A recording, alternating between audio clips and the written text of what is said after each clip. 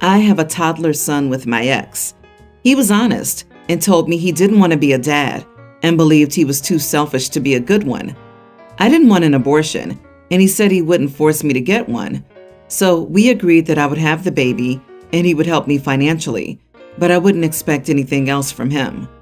My friend Nancy, a close family friend of my ex's, recently wouldn't stop asking me if my ex was my son's father since he looks like him.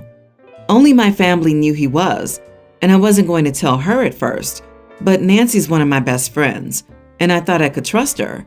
So I asked her not to tell anyone, as I didn't want it to be public knowledge. Despite agreeing not to, she ended up telling not only my ex about me supposedly hiding his baby from him, but also his entire family. It's caused many issues, and my ex's family has a lawyer threatening to take my son away from me. My ex's family is influential, and I can't afford to fight them in court, so I'm terrified of them. Nancy tried apologizing to me after my ex told her he had always known about our son. I was so angry and upset that I just yelled at her until she left. I told her she was a witch and that she had ruined my life. Nancy's been getting sympathy from some of our mutual friends who think I was too harsh, since she felt she was doing the right thing by telling my ex, who's like family to her, that he had a child. Am I the idiot? Not the idiot. She didn't just tell your ex, but also his family. She, knowing best, has potentially created a situation for him and a substantial legal issue for you that you not only can't afford, but could also result in losing custody of your child. Yes, you have the right to be angry. Her interfering could ruin your life. She broke your trust. Thanks to her idiocy, I would demand she pay for the lawyer that you'll now need. Not only did she tell the ex and the family, but she also went and complained about the situation to mutual friends. So an argument could be made for sharing it with the father, not the extended family, and definitely not the mutual friends. What an idiot. Agree. I would expect her to help your ex's family in court before I would expect her to try to make things right with OP. OP, she tricked you into telling her and then told on you and created family drama. She could have approached him privately but chose not to. She wanted to look like a hero for exposing you, but there was no good deed done that day. She's not your friend. Cut contact with her. Yeah, she was trying to insert herself into the story because she wanted to be associated with it forever, so that when people gossiped about the drama, they'd have to mention her. Only this story isn't about a father trying to win custody from a wicked mother who hid the child away. It's about a father who doesn't want to be involved at all and nosy parents threatening to harass a single mother. So the story isn't as good and doesn't paint her in a heroic light anymore. You and your ex should go to court ASAP and establish a court-ordered arrangement where he agrees to pay child support until whatever visitation arrangement you two agree with. The judge does not have to arrange for you if you two can agree to the terms of the parenting plan. This way, the family will be less likely to try and take your son. Your ex should also deal with his family in this situation and explain to him that he already knew and you two already made arrangements.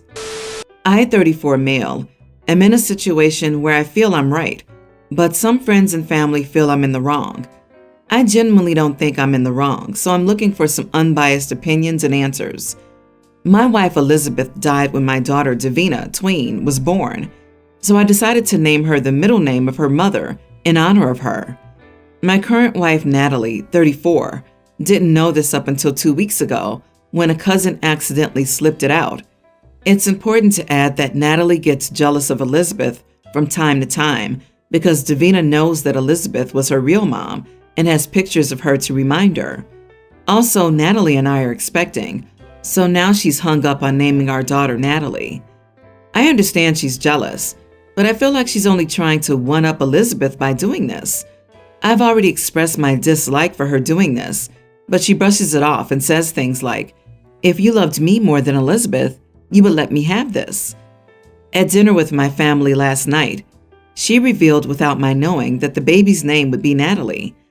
I could tell my family knew what she was trying to do and just sat there awkwardly.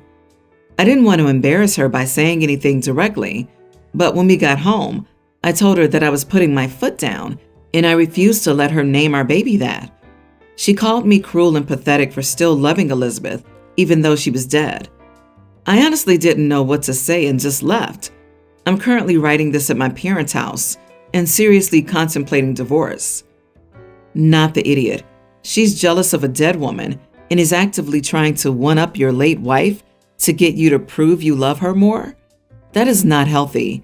This woman needs therapy immediately. Don't let your daughter be named out of spite. Not a great way to come into this world. What triggered me was the way his current wife sang, "If you loved me more than your dead wife, you would do what I want." That is disgusting behavior. And I don't give a hang about hormones. I've been in the grips of raging hormones and been tempted to slap people with dead fish. I still had a brain to know that wasn't right, so I enjoy my thoughts secretly. I'm slightly concerned that our obsessive competition with your late wife will also play out in the unequal treatment of your daughters once Natalie's biological daughter's born. You're not crazy for considering divorce, and I would absolutely insist on couples counseling with your wife if you stay married. Being this competitive with a woman who's been dead for a decade is mad. Huge red flags throughout this post. If you're not going to do it for yourself because you deserve better, divorce her for your daughter, who likely feels she has to hide her love for her deceased mom to spare your current wife's delusional feelings. I wonder how often this wife's deep insecurity has affected OP and his daughter. I'm sure this isn't the first time. It takes a very weak person to feel like they're living in the shadow of the dead parent. It's her mother, for God's sake. She should always be remembered and cherished and loved. This story involves me, 33 female, and my half-sister, 32. We share a father with different mothers. Our dad was married to my mom and expecting me when he got her mom pregnant. Mom found out and kicked him to the curb, and things were always incredibly awkward. My mom chose to stay single. Dad and my half-sister's mom got married. For a long, long time, my half-sister and I fought like cats and dogs. She was always up my butt about how our mom was so awesome and I should choose her over my mom. That my mom was the reason we weren't a real family. I resented her for saying that when her mom was the other woman between my parents. I also resented her because my dad expected me to be way more mature than her, despite our barely 1-year age gap. So we weren't great to each other. Over time, the resentment for me shifted from what our dad and her mom did and more about how she would act like my mom had no right to be in my life. She never really grew out of seeing my mom as someone who shouldn't have been there. We both married young and both struggled to have children. Last year, my mom gave me money to go after more intensive fertility treatments, and it worked, and I'm expecting a child with my husband. However, my half-sister has still been unsuccessful, and we got into a fight recently where she said my mom should be giving her money too, since we're sisters, and she's never tried to welcome her into the family. I was enraged hearing that. For years, she made it seem like my mom should go away and leave me to be raised by her mom, and then she says mom should have given her money? I told her she was an entitled brat if she thought that, because my mom owed her nothing after the way she had spoken about her for most of her life. I told her to go ask her mommy for money, since she's so great, and leave mine alone. She started to argue, and I told her that her mom should do it, since she's just the best ever, and if she wanted a grandchild, this was her chance. She got so upset. Our dad couldn't believe I was so unsupportive of her. Am I the idiot? Not the idiot. Why in the world would someone pay for their ex's child with someone else to get IVF? What? Your sister sounds nuts. All sorts of entitled. She sounds obsessed with your mom. All that chatter about my mom is better than your mom might be defensive. Who was she trying to convince? You or her? Tell her to kick sand. She doesn't get to trash your mom all her life and then come running with her hands out when she wants cash. Sister is a major idiot. But what is wrong with your dad? I mean, I already know because it's obvious, but it still begs the question to be asked. This home-wrecking, family-breaking, sorry excuse of a father and husband has the unmitigated gall to accuse you of being unsupportive of your half-sister's blatant entitlement to your mother's, his ex's money? And your half-sister has the actual gall to say the cruelest, hateful things about your mother to your face for years. Then she gets offended that the woman she's hated all this time refuses to give her, the one who hates her even existing, money for IVF.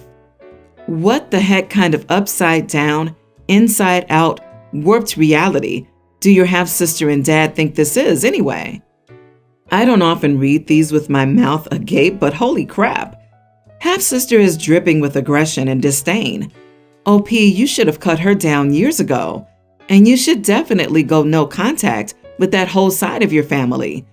This is disgusting, and I'd be afraid your sister will try to pull some really underhanded crap with the baby. Don't let any of them near you or your baby. I'd even go so far as to have code words for doctors and everything else, including anyone having anything to do with the baby shower. I wouldn't put it past her or your dad to try and cancel, ruin, or otherwise interfere with your peace and happiness. My daughter, Teen, always had trouble with her hair. It's extremely curly, dry, and prone to tangles and split ends. It's beautiful, but it was always painful for her. When her hair was long enough when she was 7 or 8, I began giving her a half-up ponytail. I liked that style and gave it to her every day. She initially didn't mind much, but she resented it over time.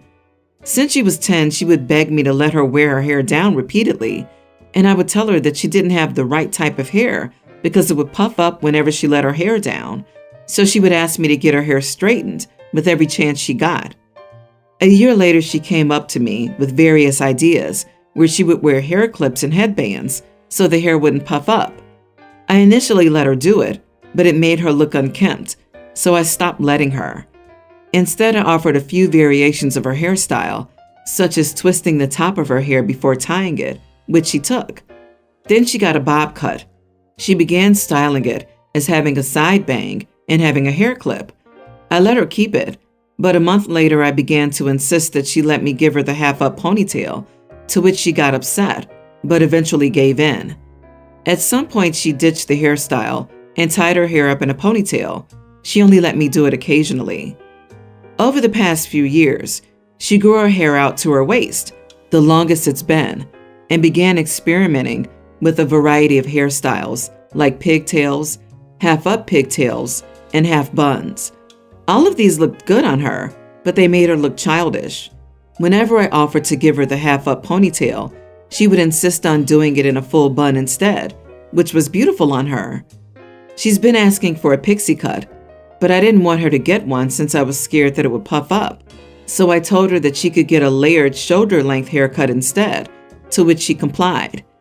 After that, she began wearing her hair down, sometimes tying it up in a ponytail, and while it no longer hurts her and it looks good on her, her hair is still messy and curly.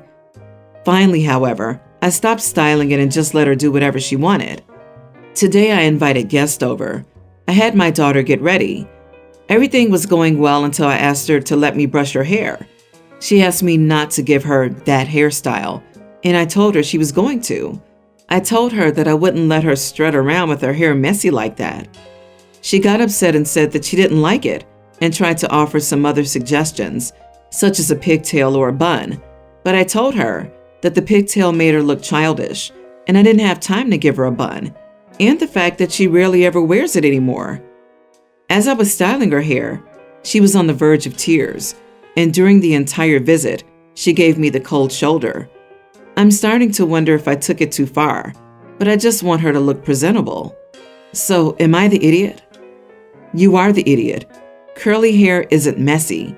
Please stop trying to control how your teenage daughter styles her hair. It sounds like she enjoys her hair, and all you do is put her down about it. I wouldn't be surprised to find out if she has self-image issues or lacks confidence because of your parenting. Let her live her life. It's her hair, and it's not hurting anyone. It's your daughter's body, and she's not a doll for you to dress up. Wow, you are the idiot, like the biggest idiot. So during her childhood, instead of putting in the effort to learn how to care for curly hair, you just picked the easiest hairstyle for you, even though she ended up not liking it. That's just laziness on your part. Now she's a teenager, 2 years away from being an adult, And you think you still have the right to force her to wear her hair the way you want? You are a controlling helicopter parent. Let her do what she wants with her hair. She's going to anyway in 2 years, when you will have no say anymore. It would help if you were encouraging her to try all different hairstyles to find what she likes. She will likely never forget the amount of control you tried to have over her hair. It may not seem like a big deal to you, but it will to her, and it'll stick with her well into her adult years. You really couldn't take your daughter to a salon and talk with a professional about how to best take care of and manage her hair? All I could think reading this was, stop dry brushing it and learn how to take care of it. My wife, 59, and I, 58 male, have one son, 29, together. My wife has always been very protective of our son and just wants the best for him. However, our son came out as bi his junior year of high school, and my wife had difficulty adjusting. Son and wife do have a relationship, but not as close. Son is engaged to a woman who is transitioning to male. He's a very nice person, and I'm so happy they found each other. My wife talked nonstop about going dress shopping, and he told her that he wanted to wear a nice tuxedo. So I took his fiancé shopping for a tuxedo and even helped with some of the cost. Their wedding is in June, and everything's almost ready. Many family members and friends are attending. We went out to celebrate with some family, and when my son asked my wife if she was excited about the wedding, she says, "Oh, honey, I'm not going." Son asks why, and she says, "Because it's not the wedding I pictured for you, and I can't stand your fiancé." I quickly pulled my wife aside and started scolding her for being so rude to our son and his fiancé. We got into a huge argument, and I took her home. She hasn't spoken to me since the event, and our son wants to go no contact with her. Am I the idiot for scolding my wife about her decision not to attend my son's wedding? So your son is marrying a trans man, and your wife assumed he would want to wear a dress? And she was excited about the wedding until she found out that he, of course, wanted to wear a tux. Did she not know he was trans? I tell her, well, I never pictured that I would have a wife that could be so self-centered that she's going to miss her own child's wedding. Not the idiot. Your wife is showing her true colors and is a bigot. Your son and his future husband have the right to go no contact, and this might be a good reason for separation if you cannot work out her issues with a therapist. Thank you for being supportive of your son. Wow, I hate this from parents. Oh, it's not what I pictured for you. Well, she isn't the one getting married.